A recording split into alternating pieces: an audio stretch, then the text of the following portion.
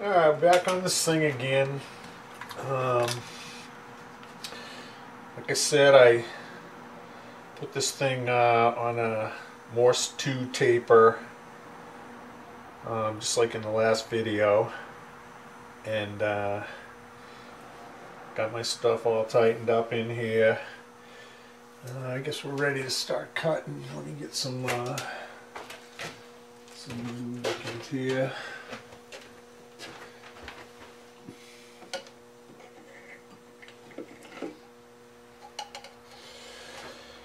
Alright.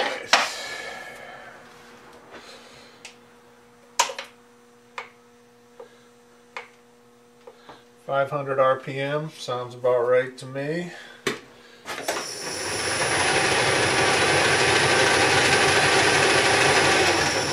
We'll turn off this feed because we get the carriage locked.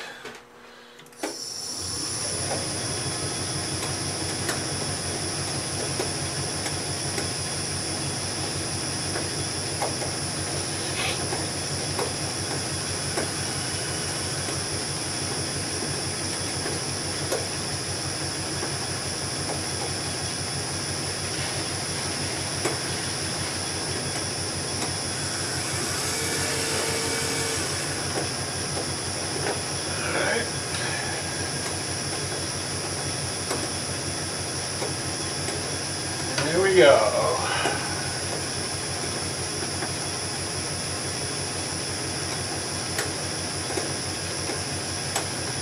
Try a 5/1000 cut just for giggles here.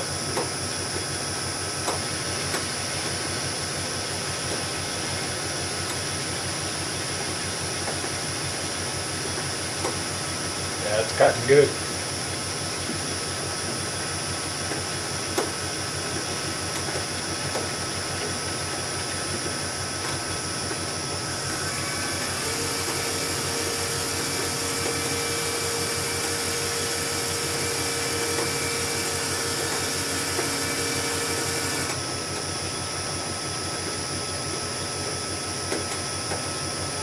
Try 10,000ths cut that on this one, see how this does. This is 4140 pre-hardened, and then I'm cutting it with C6 carbide, so.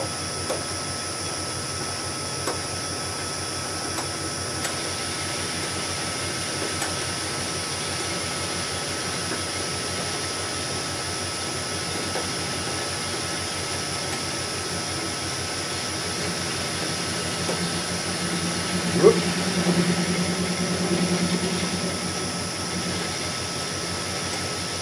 I'm getting a little bit of chatter there.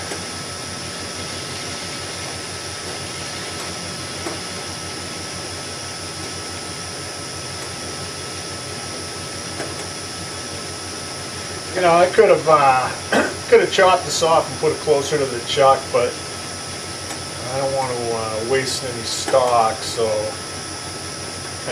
kind of got things hanging out here.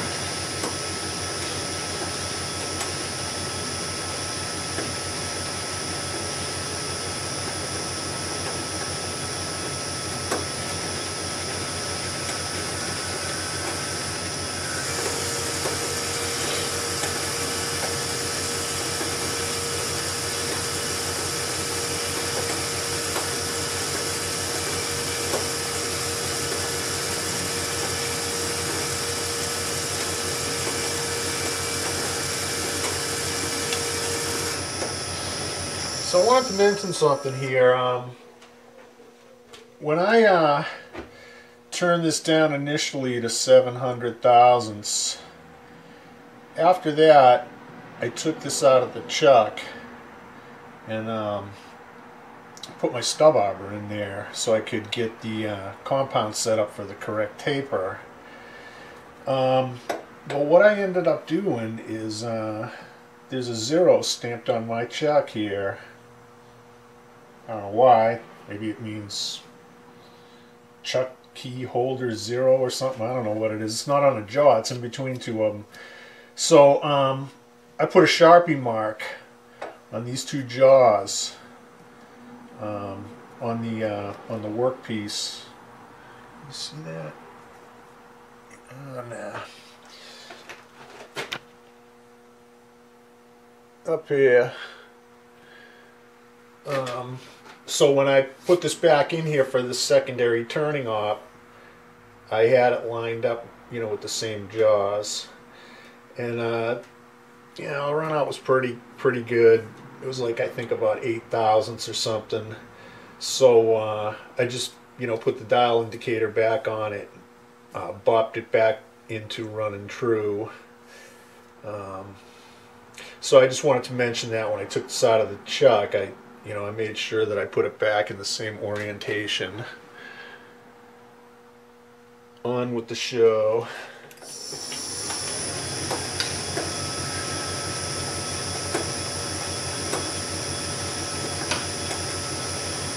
I'm going to stick with 5 thousandths cuts here. Stuff's a little tough.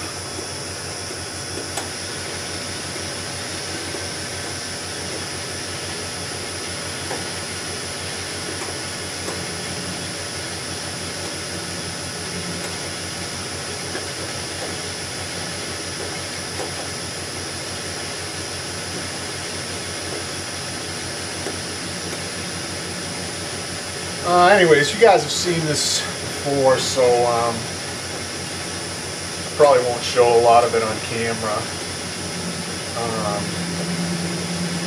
I get that low frequency chatter thing going here.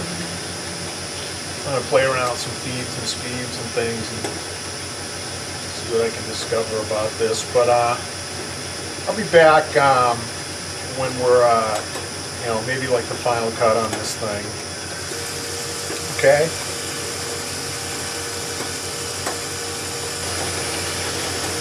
Okay, I think we're on the finish pass here. Still running at 500 RPM. Taking a 4 thousandths cut, which is what I needed to get to where I needed to be. So we got the feed going pretty slow here, because I want a good finish. And after we get through with this, we'll hit it with a little emery, and then we'll try it in the fabulous and wonderful Phase 2 Morse 2 taper socket.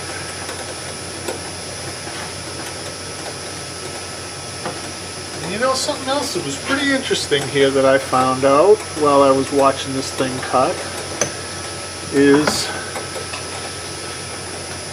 I have a Morse Taper 5 center.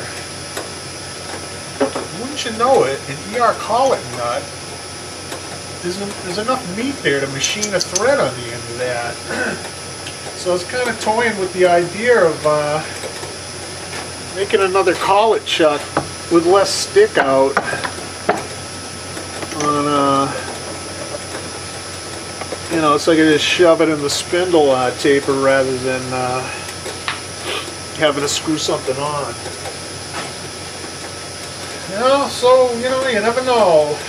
You might end up spending another 12 bucks on Phase 2 MT5 center and threading the outside of it just for the heck of it. So alright, I'm going to shut you guys off again. Hopefully the next time you see this thing, it'll be sticking out of the headstock instead of this way. Okay, alright, I got it in there. Polished the taper down, put my adapter in the spindle, and then pounded that thing in there. So she's ready for the other end now.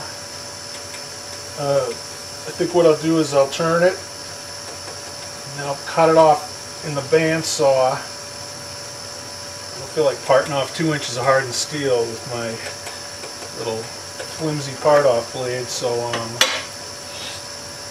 yeah, we'll have this thing done in one more episode, I think. It worked out real good. This taper's in here. I don't think I'm going to have any problem machining it. And I'll show it to you when I'm done. It's I polished it down with 600 grit, so it looks like a freaking mirror now. It's probably the best taper I've ever turned. So alright, that's a wrap for this one. See you tomorrow.